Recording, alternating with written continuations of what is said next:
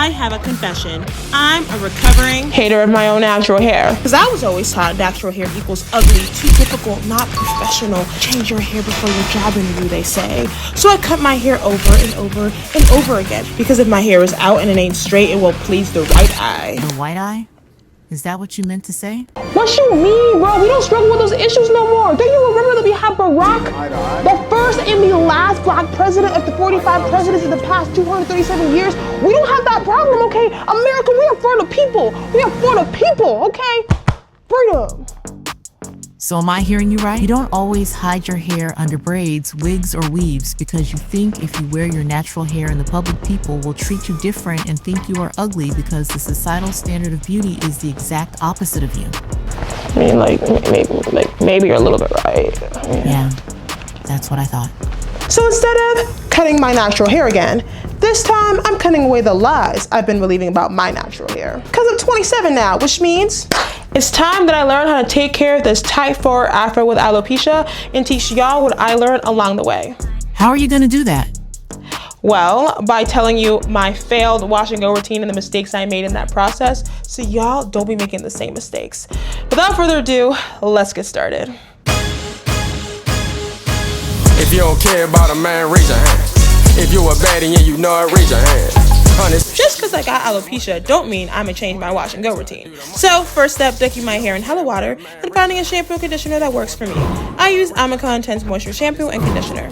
And let's just say I have some honest thoughts about these products that I will be sharing very soon. Then I watched DJI Sunity's videos, which taught me about the smoothing method and the power of using a massage scalp. Essentially means I put the shampoo on my hair and then put my hair in between the palms of my hands and smooth it with my hands.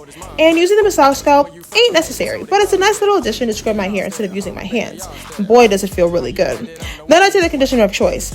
Then I take my hands to finger detangle by running my fingers through my hair. I know I have to do this multiple times to really get my hair detangled. Then I take a detangling brush to start from the ends and brushing upwards. I want to make sure my hair is also mad wet during the time, so it's important to stay near water or using a spray water bottle to make sure my hair stays wet. During this process, I also begin to realize that I made a very bad mistake, which leads to mistake number 1. Copying other people instead of sticking with what works for me. I do not like this conditioner.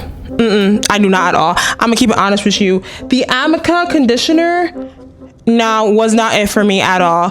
I feel like it got my hair really, really dry. And people online say, make sure you just soak your hair in lots of water. And I did, and it still didn't work for me. So eventually, later on, I actually went back to using my Aussie one because this one, bro, this one does wonders. It does the job. I just feel like it detangles my hair so good. Granted, I'm gonna give Amika some slack because this literally says detangling deep conditioner, so that it's supposed to be doing that. That Amika conditioner is not necessarily a detangling conditioner, but it wasn't it for me. I'm sorry, it just was not it for me. But also the Amika shampoo though, I love that ish. Okay, it's my hair smells so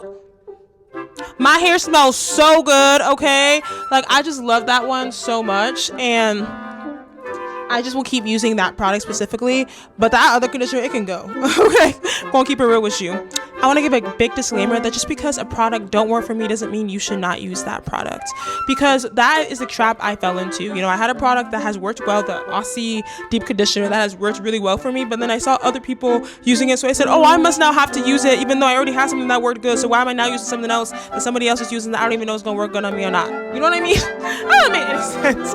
Basically, my point is stick with what works best for you, and just because I'm using something that works well for me doesn't mean it's gonna work for you, and that does not mean there's something now wrong with your head or your hair. It just means it'll work, and it's good to figure out what works best for you. But once I realized that wasn't the one for me, I went back to the product that worked best for me eventually. Now time for the trimming process. In a regular wash and go, you wouldn't have to trim, but in my case, I've been having braids, y'all, for 5 months, so it was about time. It had to go. First, I add in some conditioner, then I blow dry my hair with a combing brush because it will be easier to see those split ends, which leads to mistake number 2. Trim your hair, but when you straighten out your hair to trim it, make sure you be using a heat protector as you use that heat comb thing, because I will neither confirm nor deny if I made this mistake. Okay, next! Now, time to grab the trimming scissors.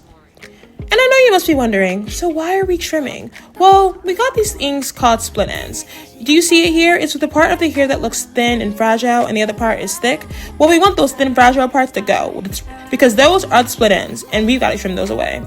Usually, people have said to trim our hair every 6 weeks or so. But in a recent video I watched, this person who's a hair expert basically said that we don't need to cut our hair that frequently, only if, though, we take care of our ends. Now, if we don't take care of our ends, then yeah, we gotta trim that thing a lot. But if we do, then that's not necessarily necessary. Today, I'm not even gonna tell y'all how I did my trim process because I use Deeper Than Hair video as a guide. But don't forget to wash and condition your hair after a good old trim because that was definitely my mistake number 3.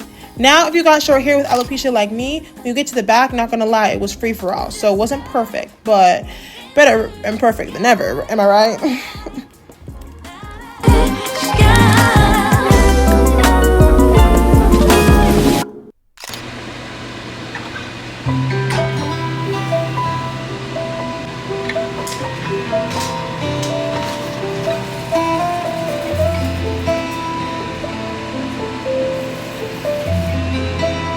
You would wash and condition and then choose your gel of choice for styling, but I wanted to try something a little bit new, so I wanted to make flaxseed gel, which is very easy. I boiled 4 cups of hot water on the stove, then added a half cup of flax seeds for about 10 minutes. Then I used the cheese strainer to strain away all those seeds, and voila, you have the oil. Now, I'm going to be really honest with you, it definitely took me multiple tries to finally get this, but it was great when it finally worked. I've been living on. I can say that it's been on my mind, but I'm moving along. Mistake number 4, not using flaxseed gel. So y'all, I did this multiple times to try to get the right consistency, but flaxseed gel, you know, it's a little optional thing you can kind of do, not like a requirement or anything, but it can actually really help with detangling the hair, and I've really enjoyed doing it, even though it took me way too many times. But when you do, y'all, it really does something soft to your hair.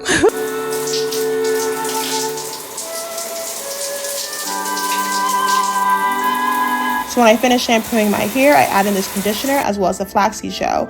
And I used the conditioner this time that I actually like. Added in the flaxseed gel by running my fingers through my hair using the finger detangling process and then using a comb to start from the ends.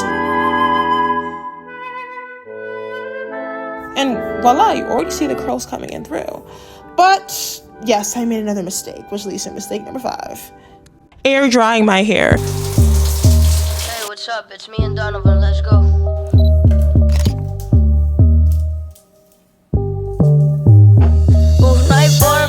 Sin horma, yo ando relajado porque el money me retorna. Ya tú sabes porque tu jeva no se reporta. Ubícate porque ya ni te soporta. So you really ideally want to have a hooded dryer. That has been my goal, y'all. But you know, in this economy, I don't really want to be buying it, but I'm gonna have to definitely get one. Because right now there are 2 things that I use. One is a diffuser, and the diffuser is nice. I feel like it helps me get to my roots. But the issue though is that I be impatient, y'all, and I just be like, oh, I can't do this no more. So there's another product that I use. I'm gonna show y'all right now, and it's basically like a hooded dryer, but it connects to your what's this called? A dryer. I don't know. Sorry, don't judge me, okay? But yeah, you see, like, I have a regular dryer. I connected to it, and then I put this on my head. You see here? And the issue that I have with this, even though it's mad convenient, y'all, for when you're going to, like, travel, etc., especially for that, you can just put this and use it anywhere, is that it be hot. It be hot. Like, I'm literally burning. I have to wear my house coat so it's not, so I'm not literally on fire. I be on fire when I'm wearing that. Like burning. So I'm like, this ain't gonna work no more. I can't keep burning up, you know? So I think I really need to just invest in a hooded dryer. But ideally, you do want to not air dry it, from what I've learned from my salon. How is the salon mistress? Wait, that's not you're not a mistress if you do people's hair. Like, what? Girl, what are you talking about? I just y'all, English, as you see, like, English no es mi forte. Like, it's not my strength at all. Like, it's really not. So you know what I'm talking about. The person who does my hair, she recommended not air drying. So It's something I really want to invest in. It's something that I want to become more patient about. You know, I can put on some TV, you know, as I'm putting the hooded here. And anyway, just don't make my mistakes, y'all. Don't be air drying if you don't have to. I know it can be hard because funds, money is expensive to try to get a hooded dryer. But when I finally find the one that I like, I will link it down below so you guys don't be struggling like me. So maybe this wasn't a failed wash and go day. It was just a learning one. And I hope after watching this, you feel inspired to also learn how to take care of your hair today. Because ain't nothing wrong with a wig, a weave, some cute braids. I mean, it's all art, it's all gorgeous. But also don't forget that you don't got that hair growing out of your head for no reason either. Okay, so go wear your crown out today, queen. The world is waiting to see it, even if you feel like you failed and it ain't perfect.